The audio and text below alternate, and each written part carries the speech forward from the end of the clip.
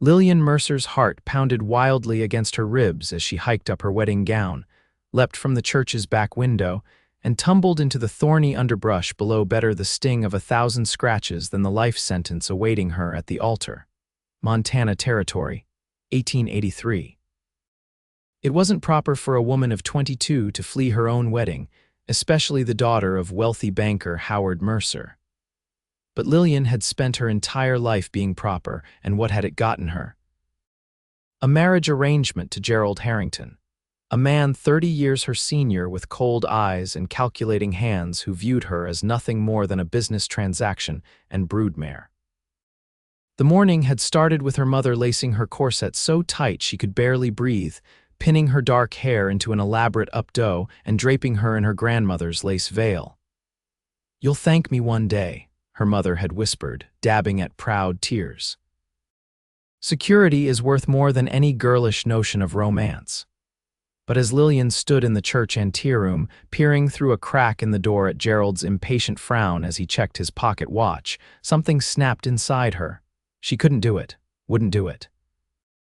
Now, brambles caught at the delicate fabric of her gown as she pushed through the thicket behind St. Mary's Church. Shouts echoed behind her. They'd discovered her absence. She had perhaps 10 minutes before the entire wedding party would be searching for her. Lillian emerged onto a back street of Copper Creek and glanced frantically in both directions. The train station was her only hope. If she could make it to the 2 o'clock eastbound, she could be in Helena by nightfall, and from there, well, she hadn't thought that far ahead. Hitching up her skirts, she ran, ignoring the shocked gasps of the few townsfolk who happened to witness the spectacle of Howard Mercer's daughter racing through town in her wedding dress. Her silk slippers, designed for a gentle stroll down the aisle, already had holes wearing through the bottoms. She rounded the corner toward the train station when disaster struck. Her father's business partner, Edmund Blake, stepped out of the general store directly into her path. "Miss Mercer?" His eyes widened in shock. What on earth? Lillian didn't stop to explain. She veered sharply, ducking down an alley between the saloon and the blacksmith's. Her lungs burned, the too tight corset restricting her breathing. She needed a place to hide, to think. The rear door of the livery stable stood open. Without hesitation, she darted inside, grateful for the dimness after the bright afternoon sun. The smell of hay and horses enveloped her as she pressed herself against the wall, trying to catch her breath. "Now there's something you don't see every day." Lillian's head snapped up. A man stood beside one of the stalls, brushing down a chestnut mare. He was tall and lean, dressed in worn denim pants and a faded blue shirt with the sleeves rolled up to reveal sun-browned forearms. A cowboy hat hung from a peg on the wall nearby. "Please," she gasped, "I need help." The man set down his brush, studying her with curious blue eyes. "I reckon you do, madam, considering you're dressed for a wedding and hiding in my stable." "Your stable?" "Thomas Reid." He tipped his head slightly.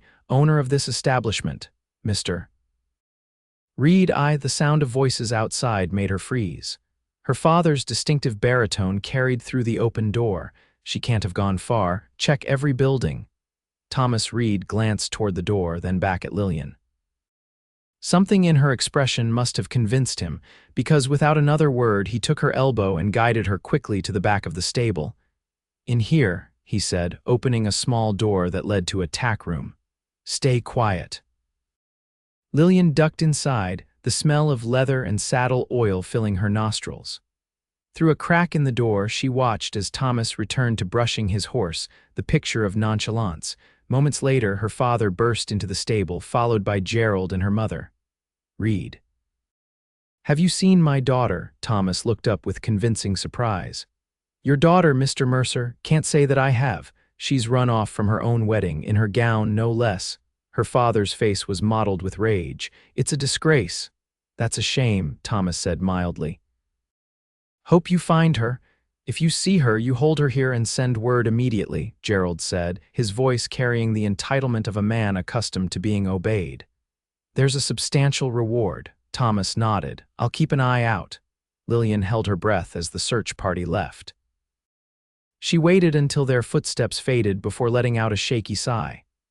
The door opened and Thomas stood there, his expression unreadable. "Thank you," she whispered. "Don't thank me yet," he replied. "They'll be back and they'll search more thoroughly next time." He glanced at her torn dress. "You can't stay in town dressed like that. You'd be spotted in minutes." "I need to get to the train station." He shook his head. "Your father will have men watching it by now, every road out of town too." Tears of frustration welled in Lillian's eyes. "Then what am I supposed to do?" Thomas was quiet for a moment, thoughtful. "I've got a delivery to make tomorrow, feed and supplies to a ranch about 40 miles west." He met her gaze directly. "If you're truly determined to get away, I could take you that far." Hope flickered within her. "You would do that for a stranger." A slight smile touched his lips. "Let's just say I understand the desire for freedom." He gestured to her dress. "But you can't travel in that. Wait here." He disappeared, returning minutes later with a bundle of clothing. "These belong to my sister. She's back east now, married to a banker." He handed them to Lillian. "They should fit well enough." Lillian took the clothes gratefully. "I can pay you," she said. "I have some money and my grandmother's pearls." "Keep your pearls," he said, "but we'll need supplies for the journey." When Thomas left to give her privacy, Lillian quickly shed her wedding gown, relief flooding through her as she loosened the corset and stepped into the simple skirt and blouse he'd provided. The clothes were plain but clean and functional. She twisted her elaborate hairstyle into a simple knot at the nape of her neck. Thomas returned with a canvas pack. "We'll leave before dawn," he said. "Try to get some rest. There's a cot in the back room." As darkness fell over Copper Creek, Lillian lay on the narrow cot, staring at the ceiling. She'd done it, actually run away from her own wedding. The enormity of her decision pressed down on her. Where would she go? What would she do? She had no practical skills, no way to earn a living. But when she thought of Gerald Harrington's cold eyes and her father's business arrangements, she knew she couldn't have done otherwise. Whatever lay ahead, it had to be better than the life she'd nearly been trapped in. Dawn hadn't yet broken when Thomas gently shook her awake. "Time to go," he whispered. The stable was eerily quiet as he hitched 2 horses to a small wagon. He helped her climb onto the seat beside him, then covered her with a coarse blanket.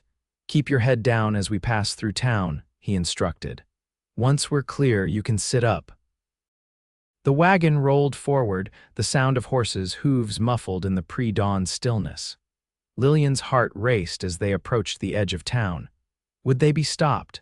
Had someone seen her enter the livery stable yesterday? But they passed the last building without incident, and soon the rutted road stretched before them, winding into the vast Montana wilderness. Thomas glanced at her as she emerged from beneath the blanket. "Welcome to the first day of your new life, Miss Mercer." "Lillian," she corrected him.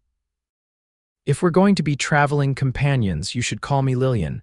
He nodded, a slight smile playing at the corners of his mouth. "Lillian it is." The morning sun broke over the distant mountains, painting the landscape in gold. Lillian breathed deeply, savoring the scent of pine and the crisp mountain air. For the first time in as long as she could remember, she felt something that resembled freedom. Thomas proved to be a quiet traveling companion, but not unfriendly. As the wagon rolled along the rough trail, he pointed out landmarks and told her stories about the area. He'd come to Montana as a young man after the war, he explained, working cattle drives before saving enough to buy the livery stable 5 years ago. "What about you?" he asked. "Besides running from weddings, what does Lillian Mercer do?" She laughed softly. "Nothing useful, I'm afraid. I can play the piano, speak passable French, and embroider a handkerchief, none of which will help me survive out here." "Why Montana?" "Why not head east to one of the big cities where a lady with your accomplishments might find a place?" Lillian considered the question. "I've spent my whole life being Howard Mercer's daughter, being told what to do, how to behave. I want to find out who I am when I'm just me."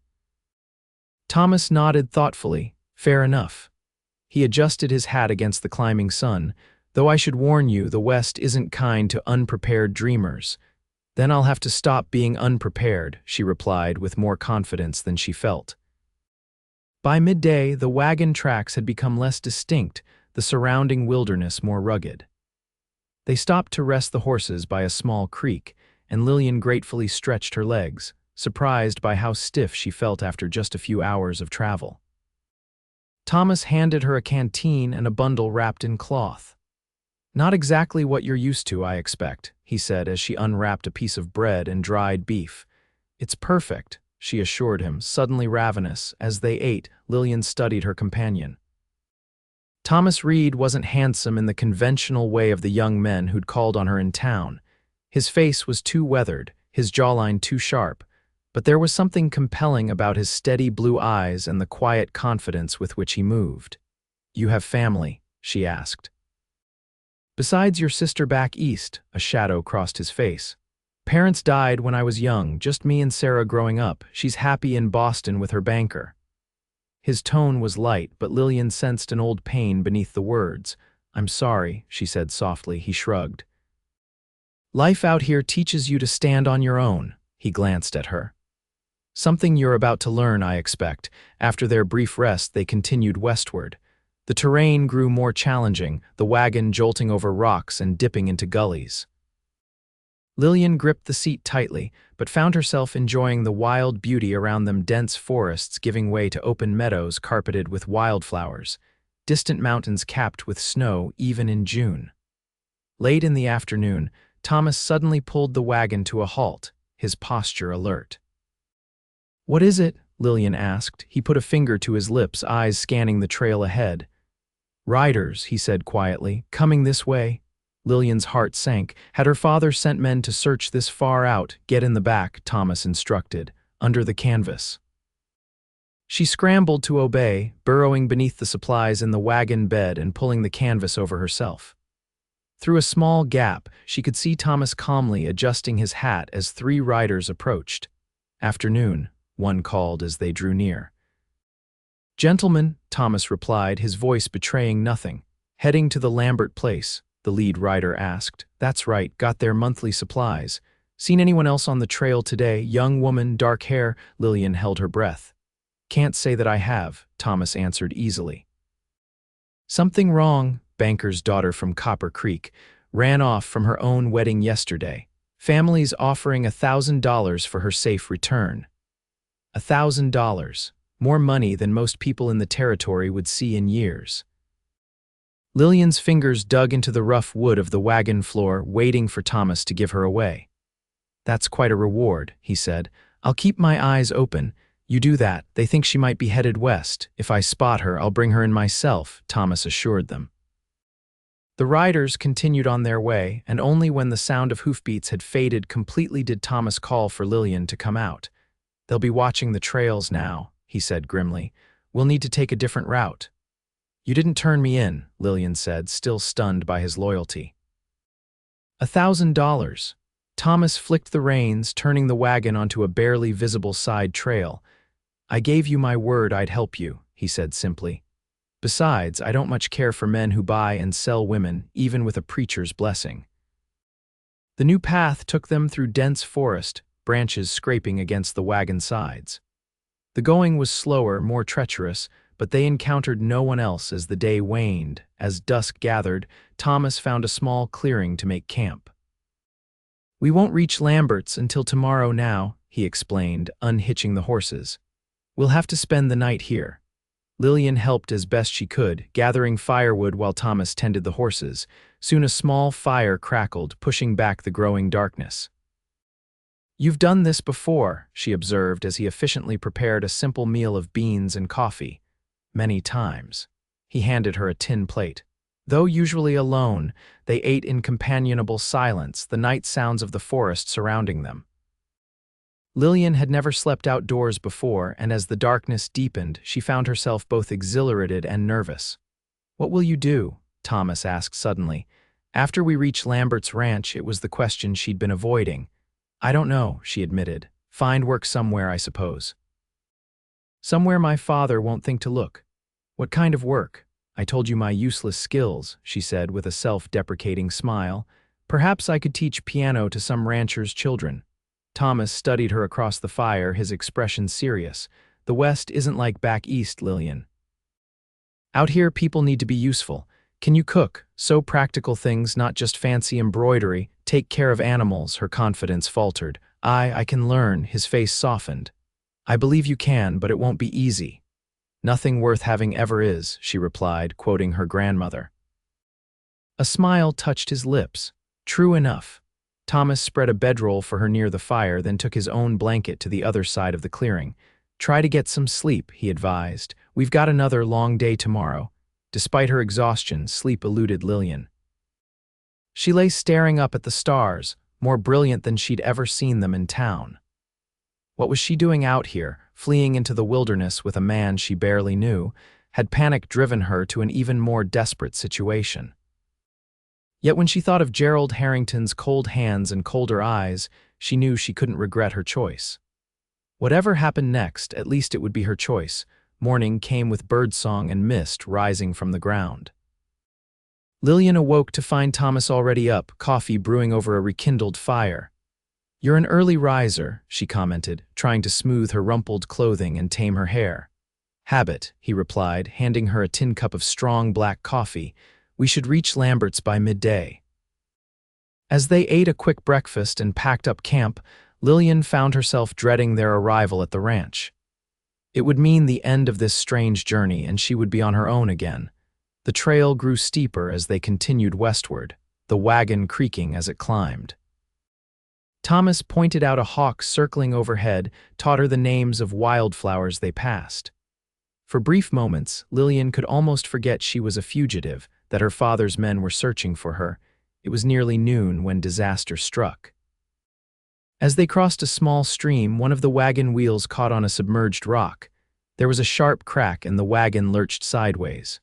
"Whoa," Thomas called to the horses, jumping down to inspect the damage. His expression was grim. "Broken axle, we're not going anywhere in this wagon." "Can it be fixed?" Lillian asked, dismayed. He shook his head. "Not here, we'll have to continue on horseback. Both of us, on one horse. We'll take turns walking," he said, already unloading essential supplies. "Lambert's ranch is only about 10 miles from here." It took them an hour to transfer what they needed to the horse's back, secure the wagon as best they could, and fashion a crude pack for the supplies they'd carry themselves. Lillian insisted on taking her share, though Thomas tried to dissuade her. "I'm not helpless," she told him firmly. "And I need to start learning how to survive out here." A look of respect crossed his face. Fair enough. The going was much slower on foot. Lillian's city-bred feet, unused to such exertion, were soon blistered and aching in her borrowed boots. But she gritted her teeth and pressed on, determined not to complain. The sun was low in the sky when Thomas finally stopped, frowning. "We won't reach Lambert's today," he said, "and there's weather coming." He gestured to dark clouds gathering on the horizon. Another night outdoors. Lillian tried to keep the weariness from her voice. "There's an old line shack about a mile ahead," he said. "Used during cattle drives, it's not much, but it'll keep us dry." The shack, when they reached it, was indeed humble, a single room with a dirt floor, rough-hewn walls, and a small iron stove. But to Lillian's tired eyes, it looked like a palace. Thomas got a fire going in the stove while Lillian unpacked their meager supplies. Outside, the wind picked up, bringing the scent of rain. "We made it just in time," Thomas observed as the first heavy drops began to fall. They shared another simple meal, this time inside the shelter of the shack as rain drummed on the roof. Despite her exhaustion, Lillian felt strangely content, warmed by the fire and Thomas's quiet company. "Tell me about your family," Thomas said as they finished eating. "You're running from them, but you must have some good memories." Lillian smiled softly. "My mother wasn't always so fixated on advantageous marriages. When I was small, she would read to me for hours, doing all the different voices for characters. And my father—" She paused, remembering. "He taught me to ride before he decided it wasn't ladylike enough." "And this Gerald you were supposed to marry," her smile faded. "A business arrangement, nothing more. My father owes him money, I was to be the payment." Thomas's jaw tightened. "No wonder you ran. What about you?" she asked, changing the subject. "You said your sister married a banker. Do you ever think about settling down?" A shadow crossed his face. "Once, a long time ago." "What happened?" He stared into the fire. "War happened. I came back different." She couldn't understand. The rain grew heavier, punctuated by distant thunder. Lillian wrapped her arms around herself, suddenly aware of how alone they were, how far from civilization. "Are you afraid?" Thomas asked, noticing her discomfort. "Not of you," she answered honestly. He smiled slightly. "Good, you should get some rest. I'll keep watch." "You need sleep too," she protested. "I'm used to long nights," he assured her. "Besides, this storm has me restless." Lillian spread her bedroll in the corner of the shack, trying to ignore the hardness of the floor beneath her. Despite her exhaustion, sleep came fitfully, broken by the crash of thunder and her own tumultuous thoughts. She woke sometime in the deep night to find the storm had intensified. Rain lashed at the small window, and wind howled around the eaves of the shack. Thomas sat by the stove, feeding small pieces of wood into the dying fire, his profile etched in flickering light. "Is everything all right?" she asked, her voice hushed. He turned, surprised to find her awake. "Just a summer storm, it'll pass by morning." Lillian sat up, drawing her blanket around her shoulders. "I've never heard thunder so loud." "That's because there's nothing out here to muffle it," he said. "No buildings, no city sounds, just nature, raw and untamed." She moved closer to the stove, seeking its warmth. "It's beautiful in a frightening way." "That's the West for you," he replied with a small smile. "Beautiful and frightening all at once." A particularly violent gust of wind rattled the shack's door. Lillian jumped, and Thomas instinctively reached out, his hand closing over hers. "It's just the wind," he said gently, but neither of them pulled away. His hand was rough with calluses, warm against her skin. For a long moment they sat in silence, connected by that simple touch as the storm raged around them. Finally, Thomas cleared his throat and withdrew his hand. "You should try to get more sleep," he said, his voice oddly strained. "We'll have a long walk tomorrow." Lillian returned to her bedroll, but sleep eluded her completely now. She was acutely aware of Thomas across the small room, of the unexpected connection that had flared between them. It was foolish, she told herself. He was helping her out of kindness, nothing more, and she was in no position to entertain romantic notions about anyone. Yet as she listened to the storm gradually subside, replaced by the soft patter of gentle rain, she couldn't deny the warmth that had bloomed in her chest at his touch, a feeling entirely different from anything she'd experienced in her carefully controlled life before. Morning brought clearing skies and birdsong. Lillian awoke to find Thomas already outside, tending to the horse. She splashed cold water on her face from their canteen, trying to erase the lingering effects of her restless night. "Lambert's ranch is about 7 miles southwest," Thomas told her as they shared a breakfast of jerky and hardtack. "If we make good time, we'll be there by early afternoon." The terrain grew more challenging as they traveled, the trail climbing into rocky foothills. Lillian's muscles ached from the previous day's exertions, but she refused Thomas's repeated offers to let her ride while he walked. "We share the burden equally," she insisted, though her feet felt like they were on fire inside her boots. He studied her with newfound respect. "You're tougher than you look, Lillian Mercer." "I'm discovering that myself," she replied with a tired smile. By midday, they crested a ridge, and Thomas pointed to a cluster of buildings nestled in a green valley below. "Lambert's ranch," he said. "We made it." Relief flooded through Lillian, mingled with anxiety about what would happen next. As they descended toward the ranch, she gathered her courage. "Thomas," she began hesitantly, "I want to thank you for everything you've done. I know helping me has cost you your wagon, your time." He shook his head. "I'd do it again." "Still, I'm grateful." She took a deep breath. "I was wondering, do you think the Lamberts might need help, someone to cook or clean or anything really, just until I figure out my next step?" Thomas looked thoughtful. "Mrs. Lambert might appreciate an extra pair of hands. Their daughter just got married and moved to Oregon." He glanced at her. "But it would be hard work, Lillian, nothing like what you're used to." "I'm ready to learn," she said firmly. "I have to start somewhere." He nodded slowly. "I'll speak to them." Lambert's ranch was larger than Lillian had expected, a sprawling main house with several outbuildings, corrals filled with horses, and vast pastures dotted with cattle.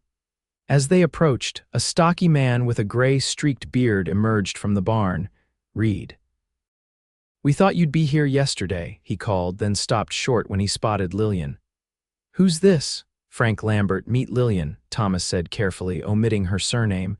"Had some trouble with the wagon about 10 miles back, broken axle." Lambert frowned. "That's a problem." "How'll you get back to town?" "I'll need to borrow a horse," Thomas replied. "Send someone to repair the wagon later." Lambert's eyes remained on Lillian, curious but not unfriendly. "And the lady," Thomas glanced at her. "She's looking for work, thought maybe Mrs. Lambert could use some help around the place." Before Lambert could respond, a tall woman with steel gray hair pulled back in a severe bun emerged from the house, wiping her hands on her apron. "Thomas Reid, is that you? Where's my flour and sugar? I've been waiting since yesterday. Sorry, Mrs. Lambert," Thomas said, removing his hat, "had some trouble on the trail." The woman's sharp eyes took in Lillian, standing uncertainly beside Thomas. "And who might this be?" "This is Lillian," Thomas said. "She's looking for a position." Mrs. Lambert's eyebrows rose. "A position out here?" "I'm a hard worker," Lillian said quickly. "I can learn whatever needs doing." Mrs. Lambert looked skeptical. "Can you cook?" "Some basics," Lillian admitted, "but I'm willing to learn more. So, milk cows, make soap, preserve food." Lillian swallowed hard. I'm a quick study." The older woman's expression softened slightly. "Well, we've been short-handed since Mary left." She studied Lillian more closely. "You're running from something, aren't you, girl?" Lillian glanced at Thomas, who nodded encouragingly. "Yes, madam," she admitted. "A marriage I didn't want, Mrs. Lambert and her husband exchanged a look.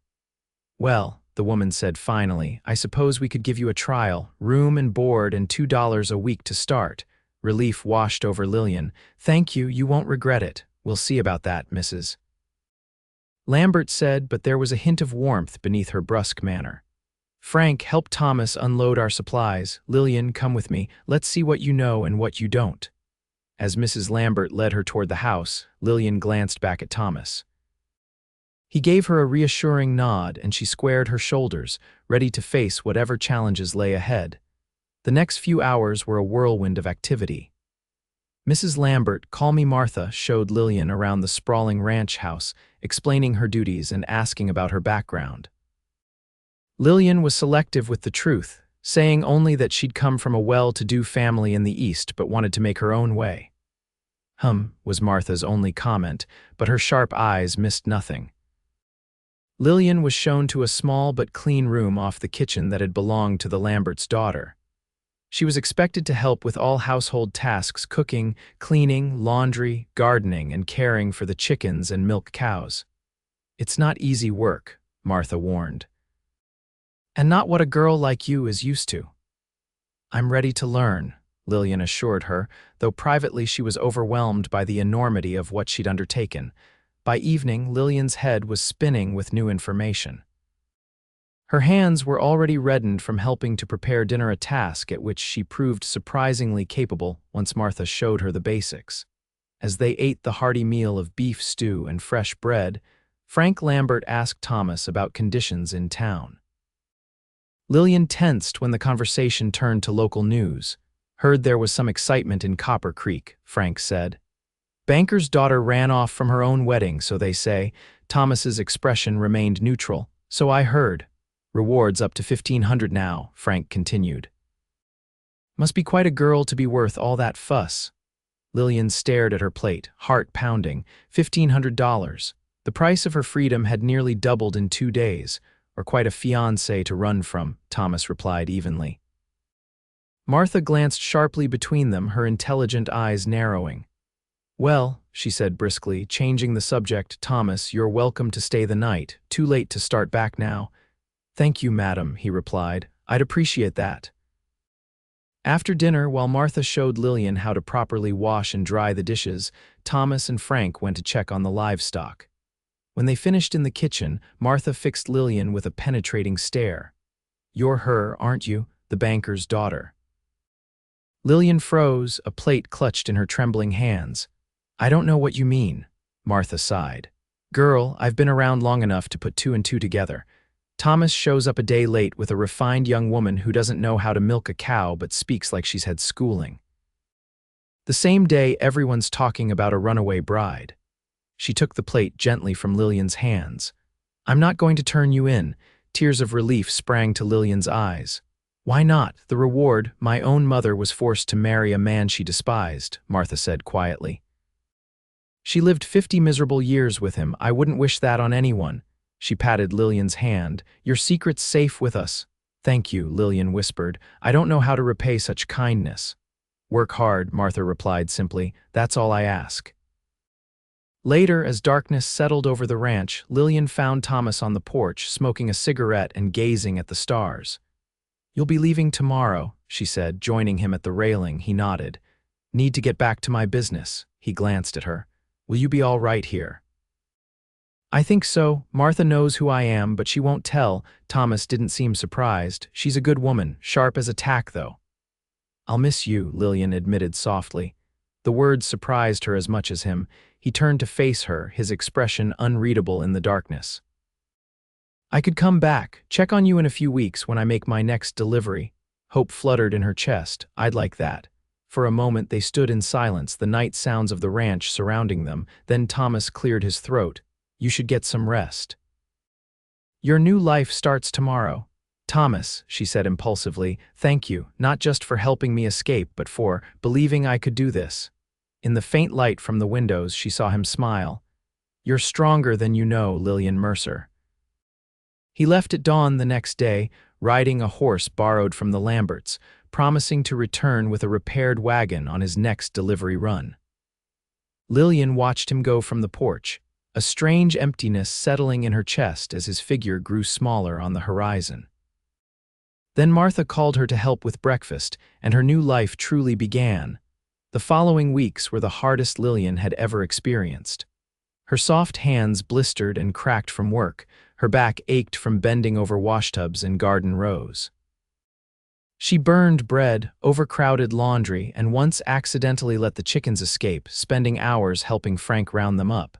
But gradually, day by day, she improved.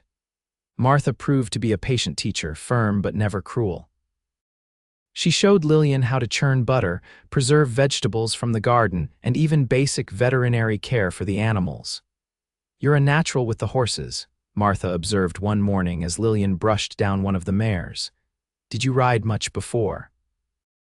"When I was younger," Lillian replied, remembering the days before her father decided it wasn't ladylike enough. "I loved it." "Frank could use help exercising them," Martha suggested. "Better than being cooped up in the kitchen all day." So Lillian's duties expanded to include riding the ranch's horses to keep them fit, a task she embraced with joy. The feeling of freedom as she galloped across the open pastures was unlike anything she'd known in her constrained former life. 3 weeks after her arrival, word came that riders were asking questions at neighboring ranches' men from Copper Creek, showing a photograph of Lillian in her finery. "They're getting closer," Frank warned over dinner. "Been to the Hendersons and the Wilsons. Probably be here tomorrow or the next day." Lillian's stomach clenched with fear. "What should I do?" "Cut your hair," Martha said practically, "and stay out of sight when they come. We'll handle them." That night, Martha took scissors to Lillian's long, dark locks, cropping them short like a boy's. Looking in the small mirror afterward, Lillian hardly recognized herself, the elegant banker's daughter, transformed into a ranch hand with sun-browned skin and short, practical hair. "It suits you," Martha said approvingly. "Brings out your eyes." The searchers arrived the following afternoon, 2 hard-faced men Lillian recognized as her father's employees. She watched from the barn loft as Martha met them in the yard, the picture of innocent hospitality. "Of course we haven't seen her," Martha assured them, "but we'll certainly let you know if we do. $1,500 is a lot of money." The men searched the outbuildings but didn't think to check the hayloft where Lillian lay hidden, barely breathing. When they finally rode away, she collapsed in relief. "They'll be back," Frank warned that evening. "Your father doesn't seem the type to give up easily." "No," Lillian agreed. "He isn't."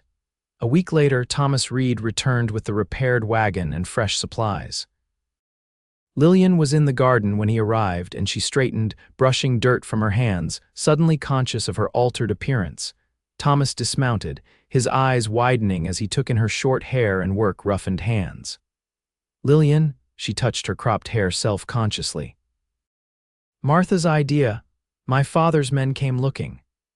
It suits you, he said, echoing Martha's words, but something in his gaze made Lillian's cheeks warm. That evening, after dinner, Thomas and Frank discussed business while Martha taught Lillian to mend a torn shirt. The domesticity of the scene struck Lillian how quickly she'd adapted to this new life, how natural it felt to sit by the fire with needle and thread while conversation flowed around her. Later, she and Thomas walked to the corral, where the horses nickered softly in the twilight. You look well, he observed. Ranch life agrees with you. I've never worked so hard, she admitted, or been so satisfied. She glanced at him. How long will you stay? Just tonight, he replied. Need to get back to the stable. Disappointment flickered through her. Of course. Thomas leaned against the corral fence, studying her. Martha says you're a natural with the horses, that you've taken to riding like you were born to it. I've always loved horses, Lillian said, even when I was little. My father thought it unladylike, but my riding instructor used to say I had a gift. Thomas was quiet for a moment. I could use help at the livery, he said finally. Someone who understands horses, someone I could trust. Lillian's heart quickened. In Copper Creek, I can't go back there. Not immediately, he conceded, but your father can't keep searching forever. Eventually, he'll give up. You don't know Howard Mercer, she said bitterly. He never gives up when his pride is at stake. Thomas nodded slowly. Well, the offer stands whenever you're ready. Why? She asked suddenly. Why did you help me that day? Why risk everything for a stranger? He looked away, his profile strong against the darkening sky.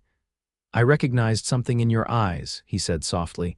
The same desperation I felt after the war, trapped in a life I couldn't bear.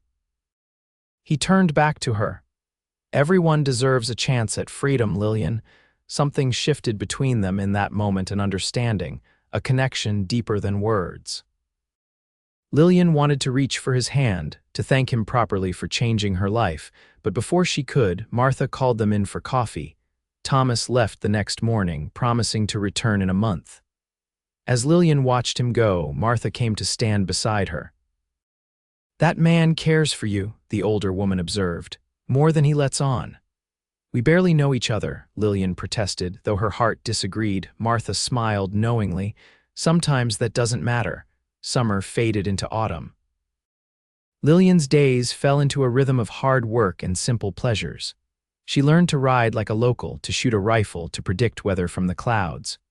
Her letters home went unanswered, but she hadn't expected otherwise. True to his word, Thomas returned monthly with supplies. Each visit lasted a little longer than the one before. He brought her books, having remembered her mentioning a love of reading. She saved stories to tell him amusing mishaps on the ranch, new skills mastered, wildlife spotted on her rides. Martha watched their growing attachment with approving eyes. Life's too short to hesitate when something good comes along, she told Lillian one evening after Thomas had departed.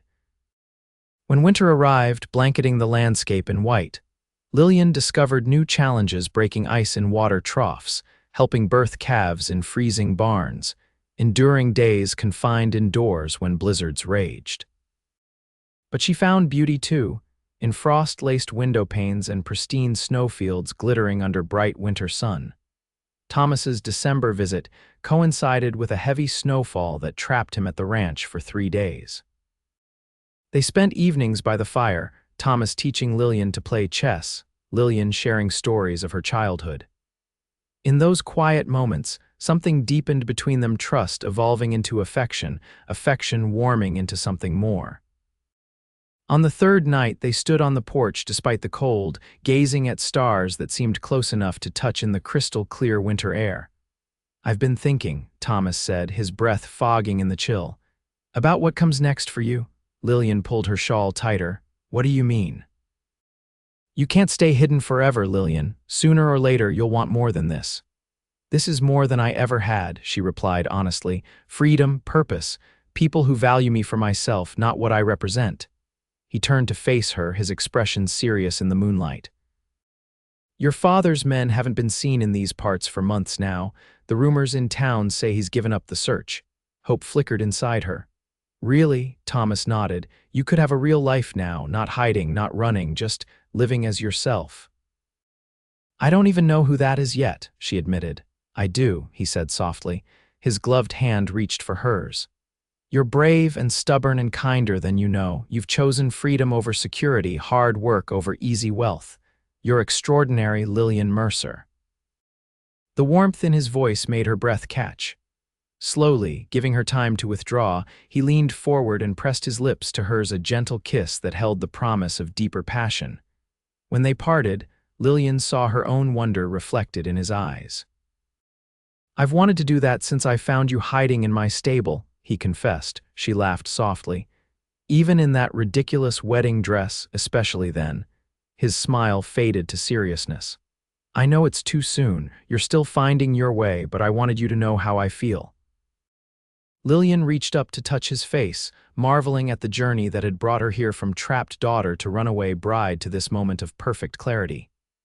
It's not too soon, she whispered. It's exactly right.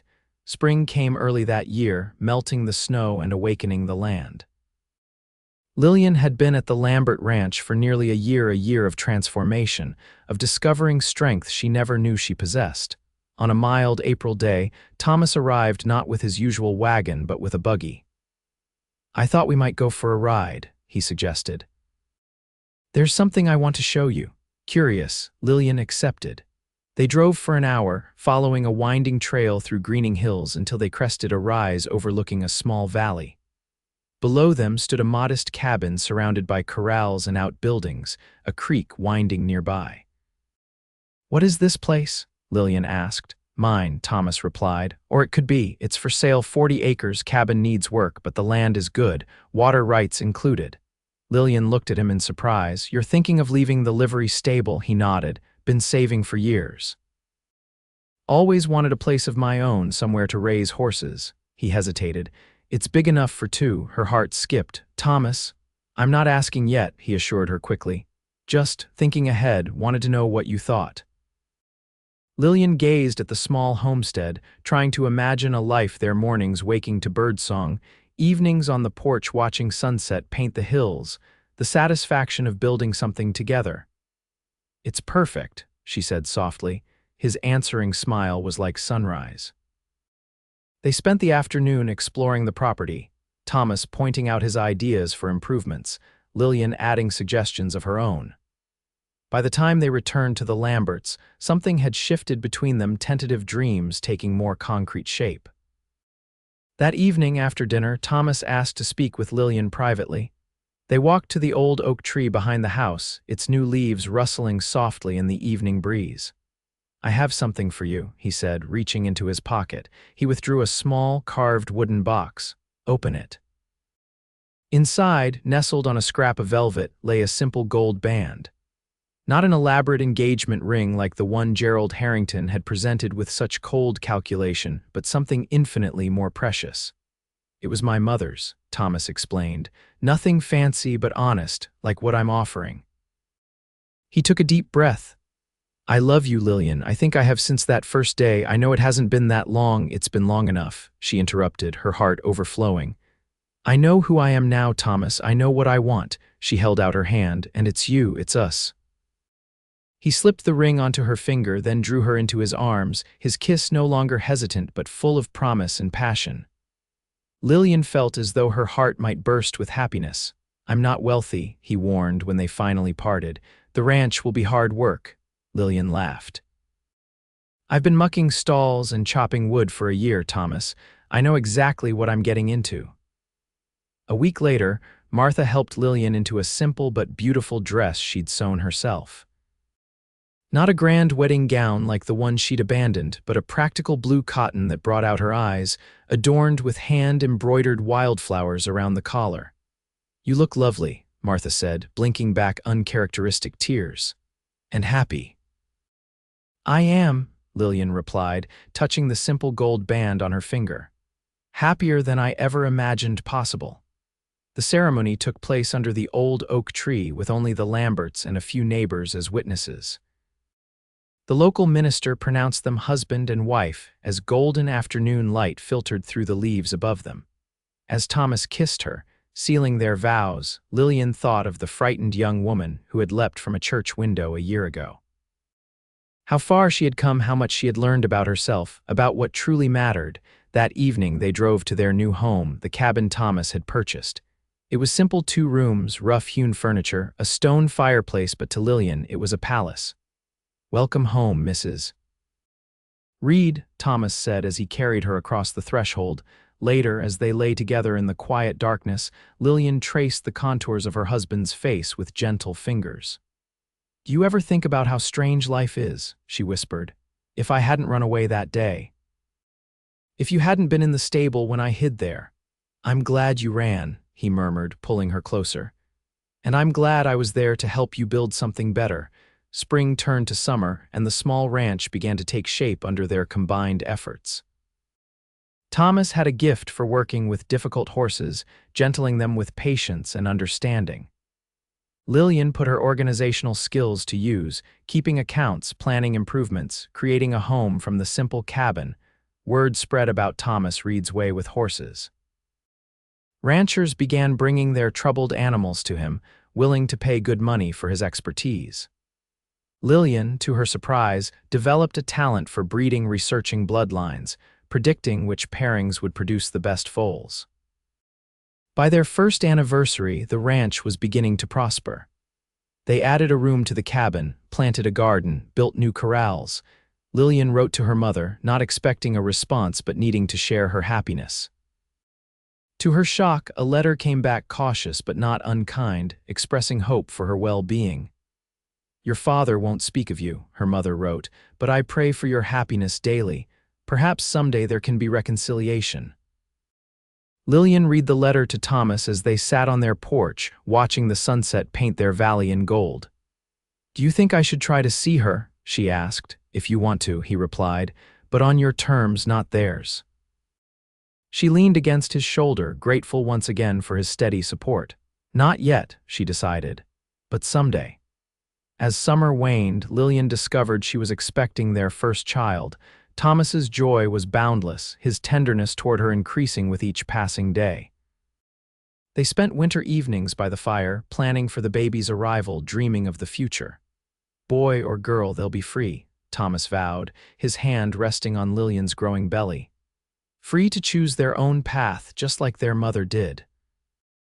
On a bright May morning, with Thomas holding her hand and Martha Lambert serving as midwife, Lillian gave birth to a daughter. They named her Sarah, after Thomas's sister, with Marie as a middle name to honor Lillian's grandmother. Holding her daughter in the golden afternoon light streaming through the cabin window, Lillian marveled at the journey that had brought her here. "I ran from a wedding I didn't want," she whispered to her sleeping child, "and found the one I did." Thomas came to sit beside them, his arm encircling Lillian's shoulders. "Any regrets?" he asked softly. She looked up at him, this man who had believed in her when she barely believed in herself, who had helped her discover strength she never knew she possessed. "Not one," she replied. "Every step led me exactly where I was meant to be." Outside their window, horses grazed peacefully in the pasture. Inside, a family built on choice rather than obligation began their life together. And Lillian Reid, once a frightened bride to be with no options, now held her future firmly in her own hands, exactly as she'd always dreamed. 5 years later, the Reid Ranch had flourished beyond their wildest expectations. Their breeding program had produced several champions, bringing buyers from as far away as California.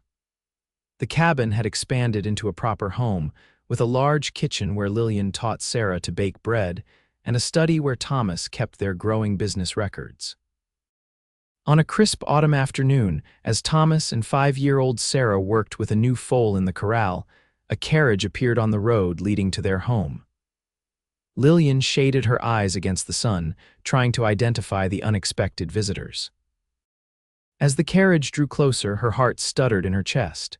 She recognized the driver, her father's longtime coachman, and beside him sat an older woman in a fashionable traveling suit. "Thomas," she called, her voice catching. He looked up, immediately alert to her tone.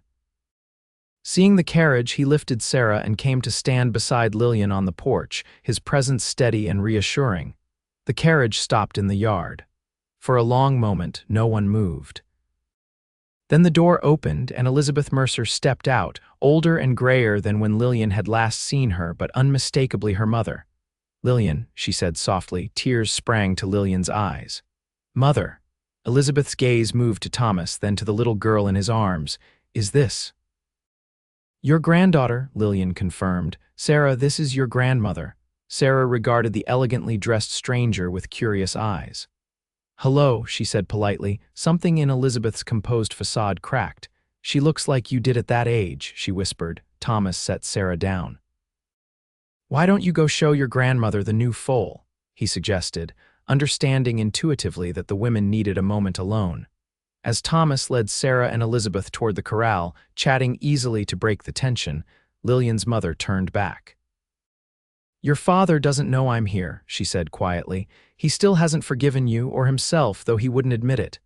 "And you?" Lillian asked. Elizabeth's eyes filled with tears. "I missed my daughter, and I wanted to meet my grandchild before it was too late." They embraced then, 5 years of separation dissolving in shared tears. It wasn't perfect reconciliation, but it was a beginning. Elizabeth stayed for 3 days, getting to know Sarah, observing the life Lillian and Thomas had built. On her final evening, as they sat on the porch watching the sunset, she confessed, "I was wrong, Lillian. I thought security meant more than love. Seeing you now truly happy, truly loved, I know better." When she departed, she left behind gifts for Sarah and a promise to return. "And perhaps next time," she added carefully, "your father might be ready to come as well." That night, as they prepared for bed, Thomas found Lillian gazing out the window at the stars. "Regrets?" he asked gently. She turned to him with a smile, her heart full. "Not one," she assured him, drawing him close. "Every choice led me here, to you, to our daughter, to this life we've built." She kissed him softly. "I ran from a wedding I didn't want, and you helped me build the one I did. How could I possibly regret that?" Outside their window, a shooting star streaked across the Montana sky, not an ending, but a continuation of their story, written in freedom and love under the vast western stars.